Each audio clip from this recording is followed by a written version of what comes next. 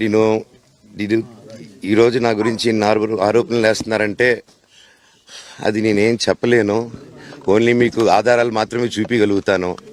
ఇప్పుడు వాళ్ళు చెప్పి నేను చెప్పి ఇది కరెక్ట్ కాదండి. నేను ఎప్పటి నుంచో కూర్చొని మాట్లాడదాం అంటున్నాను. పిల్లలకి లోకల్లో ఉన్న అక్కడ లోకల్లో ఉండేది ఎవరో కాదండి, మా బంధువులే అండి అందరూ. ఆ చుట్టుపక్కల గ్రామాలందరూ మా నానమ్మలూరు, మా అమ్మమ్మలూరు అందరూ మా వాళ్ళండి. వాళ్ళ పిల్లలు, మనవాళ్ళు, వాళ్ళ బంధువులు. సో వాళ్ళకి అన్యాయం, వాళ్ళు నాకు వాళ్ళ అర్జీలు పెట్టుకున్నారు, వాళ్ళ లెటర్లు పంపించారు, వాళ్ళన్నీ చేశారు. నేను వాళ్ళకి సపోర్ట్గా మద్దతుగా నిలబడి ఏమైంది నేను అడిగేసరికి వినయ్ అతనికి ఫోన్ చేశాను, మెసేజ్లు పెట్టాను. సార్ వాట్ ఈస్ హ్యాపెనింగ్, నేను కావాలంటే కాళ్ళ మీద కూడా పడతానండి, ఈ ఇష్యూ క్లియర్ చేయండి, మాట్లాడుకుందాం అంటే చాలా దురుసుగా రిప్లైలు పెట్టారు. నేను ప్రతిదీ ఈరోజు సాయంత్రం 5:30కి ప్రెస్ మీట్ పెట్టి ఇన్నాళ్ళు ఆగానండి, ఇంకా ఆగలేను. ఈరోజు ఈవినింగ్ ప్రతిదీ చెప్పేస్తాను. ఆ రోజు నేను పోలీసు సపోర్ట్ అడిగినప్పుడు స్టేషన్కి 100కి ఎందుకు ఫోన్ చేశాను, ఆ 100 దగ్గర నుంచి నేను పర్మిషన్ ఇస్తున్నాను, నాకు ప్రాబ్లం లేదు, మీరు ఒప్పుకుంటే మీరు మీ వల్ల అయితే 100లో నేను ఏం మాట్లాడానో మీరు తీసుకొని వినండి. ఆ రోజు ఆ మూమెంట్లో జరిగిన మూమెంట్లో మాట్లాడాను. ఇంట్లో 10 బండ్లు ఉన్నాయి, అందరూ ఉన్నారు ఇంట్లో. మరి ఇన్ని బండ్లు ఉంటే ఇంట్లో ఎవరికైనా ఏదైనా అయితే కారుల్లో తీసుకెళ్తాం. ఆ రోజు 108 అంబులెన్స్ వచ్చింది మా ఇంటికి. ఈ విషయం ఎవరికైనా తెలుసా?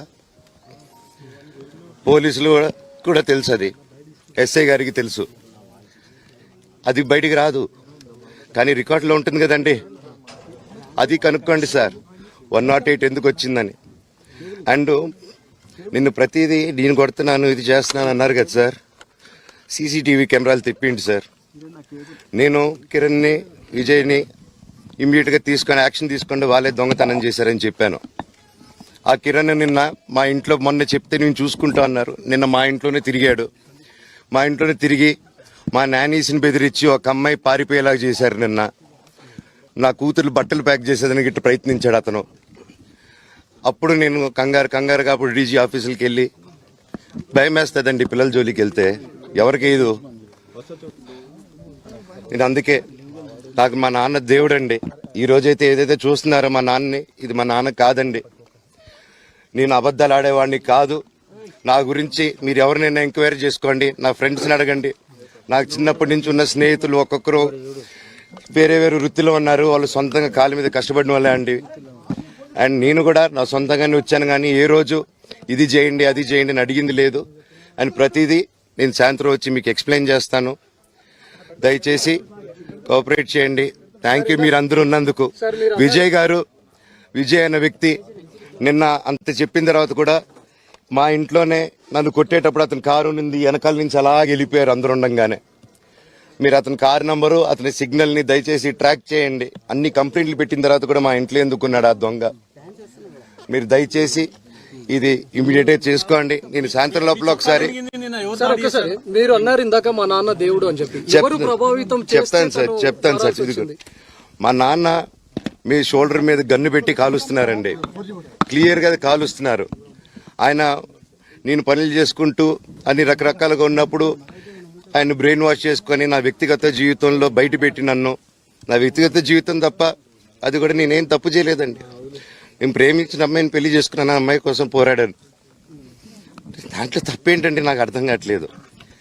అండ్ ఈరోజు వచ్చి 10 మందికి నిలబడినప్పుడు నేను చెడ్డోడిని అయిపోయాను. ఎక్కడ సైన్ పెట్టమంటే పెట్టాను, రమ్మంటే వచ్చాను, పొమ్మంటే పోయాను. ఎన్ని సినిమాలు చేయమంటే అన్ని సినిమాలు చేశాను. అన్న కంపెనీల్లో పనిచేశాను, సాంగులు చేశాను, వాళ్ళకి రికార్డింగ్లు చేశాను, ఫైట్ డైరెక్షన్లు చేశాను. ఎంతో గొడ్డులాగా కష్టపడాను, మనసు పూర్తిగా సంతోషంగా చేశాను. నాకు ₹1 అడిగింది లేదు, ఆశించలేదు. నేను దానికోసం నాకు కావాలి, నేను పనిచేసిన దానికి కూడా నేను అడగట్లేదు. ఒకటే అడుగుతున్నాను, మీకు నిజం తెలియాలి. అందుకోసమే ఏంట్రా వీడు అన్ని బయట పెడుతున్నాడు అనుకోవచ్చు, కానీ ఈరోజు నాకు భార్య పిల్లలు ఉన్నారండి. ఈ రోజు నేను నిలబడకపోతే రేపు నా కొడుకు పెద్దోడైన తర్వాత, కూతురు పెద్ద అయిన తర్వాత వాళ్ళకి నేను సమాధానం చెప్పుకోలేను.